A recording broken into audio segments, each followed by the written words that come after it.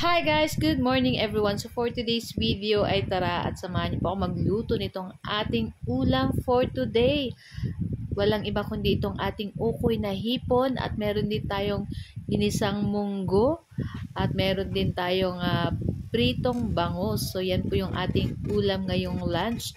So tara na guys at samahan niyo po ako magluto and enjoy watching na rin po. So kung bago pa lang po kayo sa aming page, huwag niyo po sanang kalimutan mag-like at mag-follow para palagi po kayong updated sa aming mga bagong video na i-upload. So ayan na nga guys, so papasangkotsahin lang natin itong ating pork dyan na panglahok dun sa ating ginisang munggo. So naglagay na tayo dyan ng konting asin at paminta at pag nagmantika na guys, ayan, so igigisa na natin dyan yung ating bawang at yung ating sibuyas. And then syempre isunod na rin natin dyan yung ating 2 pirasong kamatis. Ayan. I-mix-mix lang natin yan dyan guys. Ayan.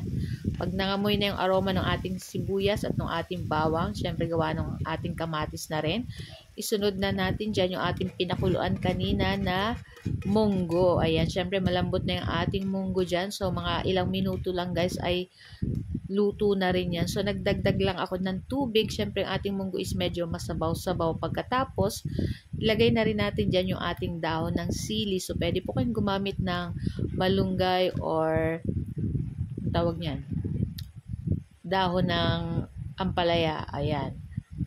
So naglagay din pala tayo dyan ng 2 pirasong siling pangsigang at ayan na nga at luto na rin naman yan dyan guys. Pagkatapos mag-start na tayo magprito nitong ating ukoy na hipon. Ayan. Kayo po ba guys, ano ang inyong lunch today? Ayan. So lulutuin lang natin yan ng side to side. Papa brown lang natin yan itong ating ukoy na hipon. Ako napakasarap nito sa sausawa na suka na may bawang na medyo manamis-namis. Ayan, perfect na perfect itong ating ukoy na hipon. So ayan nga at baliktarin na rin natin ito guys. Ayan, so pag nag-brown na katulad ng ganito, syempre pwede na natin yan baliktadin.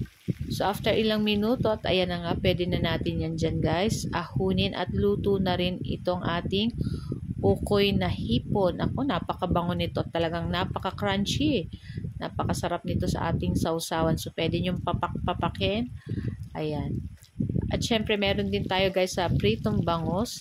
Ito yung aming naisip na ulam today kasi gulay naman. Last, is karne and yung ating tortang talong. So, ngayon naman is gulay at itong ating isda saka yung ating ukoy na hipon. So guys, ito lang po ang aming video today. Sana po ay nag-enjoy kayo. Huwag niyo po sanang kalimutan mag-like, mag-comment at pa-share na rin po ng ating video. So guys, thank you for watching. Samahan niyo na rin po kaming kumain itong ating napakasarap na ulam for today. Tara na, kain na. Happy lunchtime everyone. Ayan.